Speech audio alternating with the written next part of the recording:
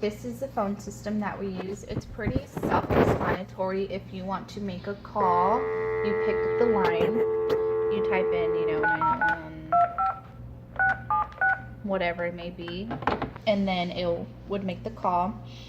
If someone called and you see it says missed call, you would click this little page button here, click on that, click on call history, missed calls, and then that will list everything. So typically in the morning, you'll have some missed calls, so I'll just start from up and work my way down to call them back and see if there's anything I could assist them with.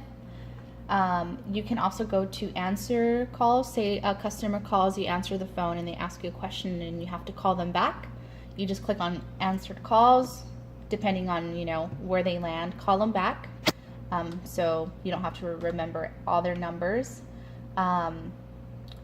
Voicemails are here too. Typically, to listen to your voicemails, they'll send you an email. So I just think it's easier just to listen to it from your email instead of having to go here, because if you do, you're gonna have to enter your password for RingCentral, which can be a little more complicated.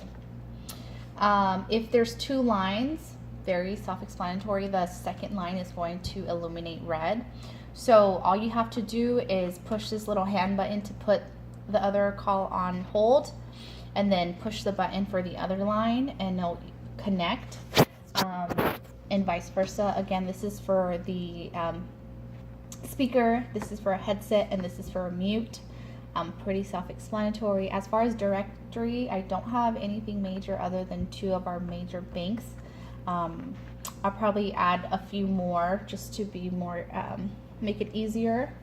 Then the next thing that we have is our printer.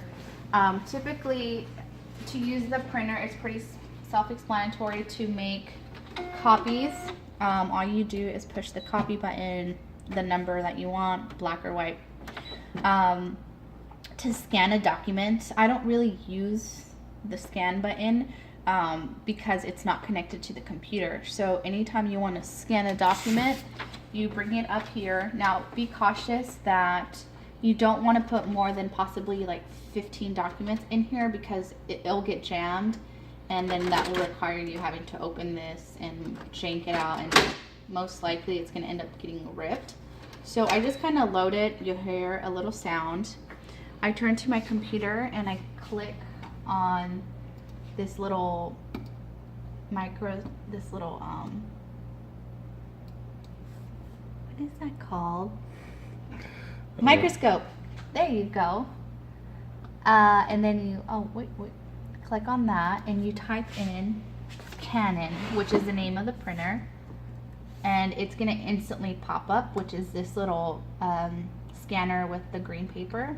You click enter and this should pop up. So pretty self-explanatory. You just hit PDF document, it'll start scanning. There you go, it's scanning face up, and then it will process the image. Now the way that this scanner files all the documents, it goes from year, month, and date. So if you ever need to look up a document, just type in the year, the month, and the date, just so you can find it. So say we had a customer and this is the contract we just scanned. We would click on the contract date, which is by quarter, click on that.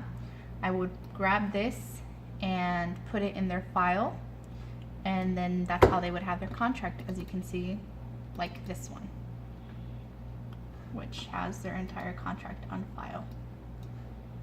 Very easy. If you ever have a problem setting up the printer, or for whatever reason there's a new one, you always go to System Preferences, click on Printer, and then this is where you would add it with a little plus sign, and then from there you would go on. Very simple. And this is called a magnifying glass. Ah! All right. I said microscope.